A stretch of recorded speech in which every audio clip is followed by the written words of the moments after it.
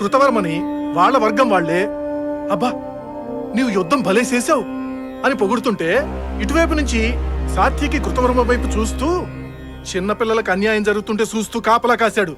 థూ నీ అమ్మ, నువ్వు అసలు మనిషివేనా అని తిడతంటే అప్పుడు ఇటువైపు నుంచి భూరిశ్రవుణ్ణి నువ్వెలా చంపావో మాకు తెలుసులేరా, నువ్వు అసలు మగాడివేనా అని అన్న తర్వాత అప్పుడు అందరూ కలిసి కొట్టుకోవడం మొదలు పెట్టారు. అలా కొట్టుకుంటూ కొట్టుకుంటూ గడ్డిపోచల్ని తీసి సరుచుకుంటుంటే కత్తులతో పొడుచుకున్నట్టుగా రక్తాలు కారుతున్నాయి. అలా గడ్డిపోచలతో పొడుచుకుంటూ ఒక్కొక్కళ్ళు చచ్చిపోతున్నారు. అప్పుడు అక్కడే ఉన్న ఉద్ధవుడు, యుద్ధమై 36 ఏళ్ళు అవుతుంది, ఇంకా దోచుకుని కొట్టు చస్తారేంట్రా బాబు? మందు మా తల్లి మత్తులో గడ్డిపోచ కత్తి ఊచ ఎలా అయింది అని అడగరేంట్రా?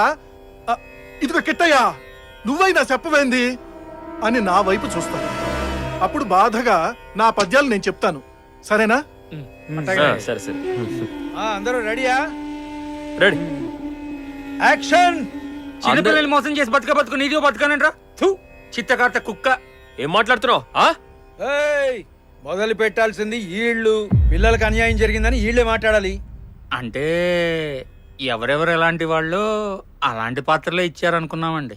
ఏయ్, అటు తిప్పి ఇటు తిప్పి ఇంకోసారి మాట్లాడావనుకో ఒక్క దెబ్బకి నోట్లో 4 కట్టే నేల మీద పడుద్ది.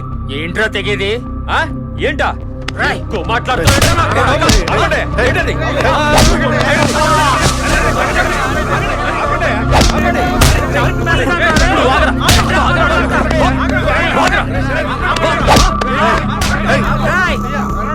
ఆగండి!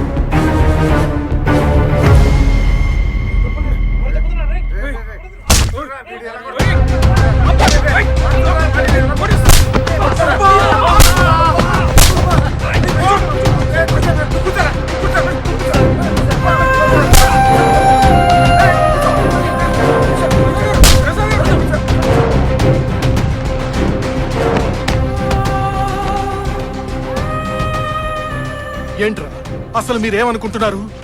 మీ ఇష్టం వచ్చేట్టు చేయడానికి లేదు. చెప్పింది చెప్పినట్టు చేయండి. అతి తెలివితేటలు నా దగ్గర చూపించకండి. మీరు కొట్టేసుకుంటే నాటకంలో లాగా నేను బాధపడి వెళ్ళిపోతాననుకుంటున్నారా? నాటకమైనా నిజమైనా ఎవ్వడైనా సరే వాడి పరిధి దాటి ప్రవర్తిస్తే గిత్తలకి పొగరు తగ్గించినట్టు తగ్గిస్తా. నర్సయ్య చెప్పు, డైలాగ్ చెప్పు. అబ్బా, నువ్వు యుద్ధం భలే చేసావు. నువ్వు చెప్పు. చిన్న పిల్లలకి అన్యాయం జరుగుతుంటే కాపలా కాసావు కదరా. నీ అమ్మాయి ఎవరు చెప్తాడ్రా? నువ్వు అసలు మనిషివేనా? నువ్వు చెప్పరా, నువ్వు చెప్పు. నువ్వు చెప్పు, చెప్పు. లేవండి, ఇప్పుడు లేవండి ఒక్కొక్కళ్ళు. లేవండి, పండి అవతలకి.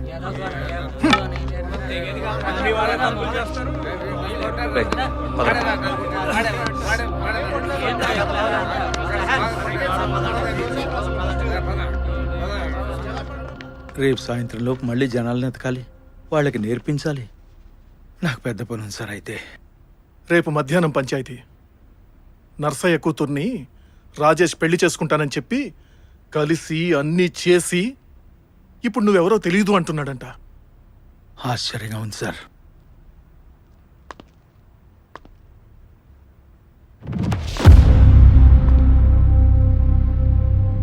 ఆ నర్సయ్యని వాళ్ళ అమ్మాయిని ఒకసారి మన ఇంటికి రమ్మని చెప్పండి. అలాగే సార్.